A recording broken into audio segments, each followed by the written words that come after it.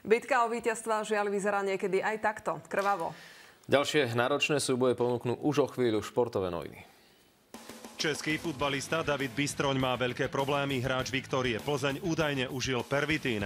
Slovenské tenistky inšpiroval pred stretnutím s Francúzskom finálový zápas na Australian Open. No, to je taký zabávač, že on by mal byť skôr herec ako tenista a Rafa je zase taký skôr utiahnutejší, skromný.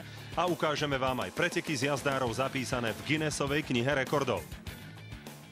Dnes večer vás na Markíze čaká extra dávka akcie s krimiseriálom Mesto tieňov 2 a komédiou Taxi 4. Nasledovať budú nočné televízne noviny.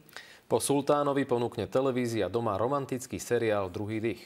Majte príjemný večer s Markízou a dovidenia aj zajtra. Dovidenia.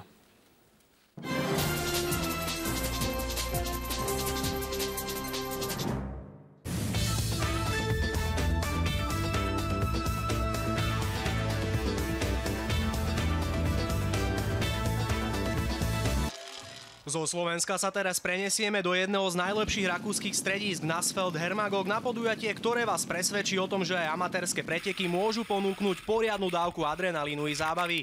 Na vlastnej koži to pocítilo vyše 700 lyžiarov vrátane 5 Slovákov, ktorí sa v Korutánsku vyšantili na 3. ročníku najdlhších pretekov v zjazdovom lyžovaní na svete, zapísanom dokonca v Guinnessovej knihe rekordov. 27,5 kilometra dlhá trať so 6600 metrovým prevýšením dala dokonca zabrať aj bývalému rakúskemu olympionikovi a víťazovi 4 pretekov svetového pohára Arminovi Asingerovi.